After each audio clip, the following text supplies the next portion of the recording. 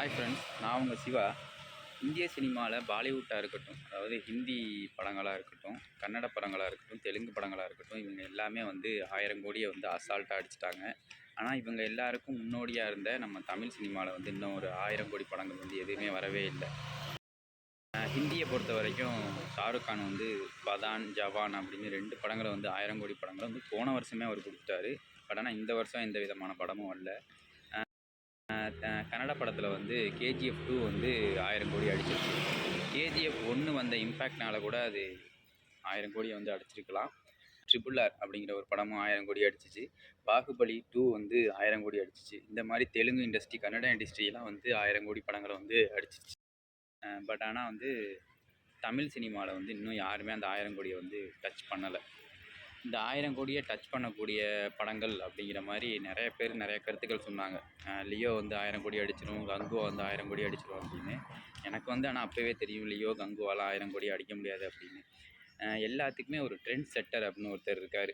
அவரால் மட்டும்தான் இதை செய்ய முடியும் அப்படின்னு வந்து எனக்கு முழு நம்பிக்கை இருக்குது. அந்த நம்பிக்கையோடு தான் நான் இப்போ உங்கள்கிட்ட பேசிக்கிட்டு இருக்கேன். இந்த வீடியோ எதை பற்றி அப்படின்னா, ஹாப்பி பர்த்டே சூப்பர் ஸ்டார், அதுதான் இந்த வீடியோவோட தலைப்பு.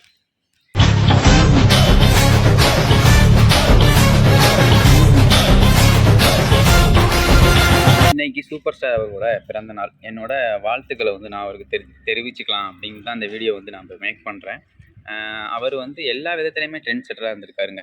50 வருஷமாக வந்து ஒருத்தர் வந்து சினிம் ஃபீல்டில் வந்து இந்த அளவுக்கு ஒரு ராஜாதி ராஜா அப்படின்னு சொல்லுவாங்கள்ல, அந்த அளவுக்கு ஒரு மணிமகுடம் சூட்டிய ஒரு நபராக இருக்கிறது வந்து எந்த விதத்துலையுமே யாராலையுமே முடியாது அப்படின்னே சொல்லலாம். 3 நாள் டிபார்ட்மெண்ட்டுக்கு நல்ல பேர் வரும்.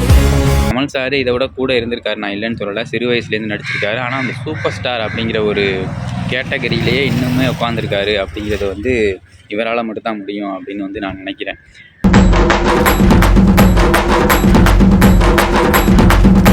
அந்த வகையில் அவர் ட்ரெண்ட் செட்டர் அப்படின்னு ஏன் அவரை சொல்கிறோம் அப்படின்னா, படையப்பாவாக இருக்கட்டும், ஃபஸ்ட்டு 100 கோடி கலெக்ட் பண்ண படங்களாக இருக்கட்டும், அதிகமாக தமிழ் சினிமாவில் வந்து அதிகமாக ஓடின படங்களாக இருக்கட்டும், ஆசியாவிலேயே நம்பர் 1 இடத்துல இருக்கிற ஒரு நடிகராக இருக்கட்டும், அதிகம் சம்பளம் வாங்கக்கூடிய நடிகராக இருக்கட்டும், எல்லா விதத்துலேயுமே வந்து நம்ம தலைவர் தான் வந்து ட்ரெண்ட் செட்டராக இருக்கார்.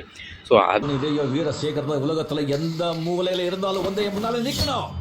அதனால தான் நான் சொல்கிறேன், இந்த 1000 கோடி படத்தை அடிக்க போகிறதும் வந்து தலைவர் தான் அப்படின்னு கன்ஃபார்மாக சொல்கிறேன்.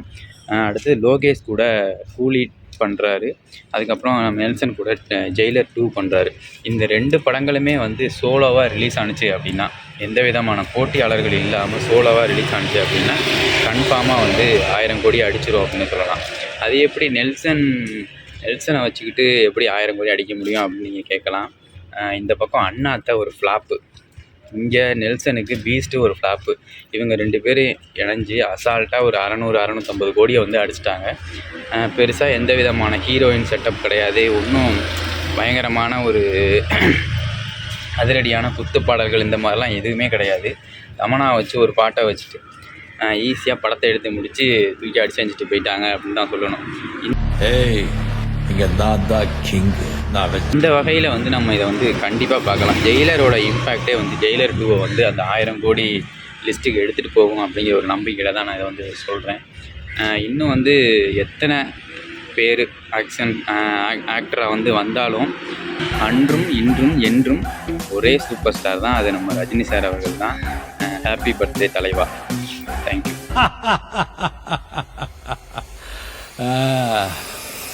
முடிச்சிடலாமா?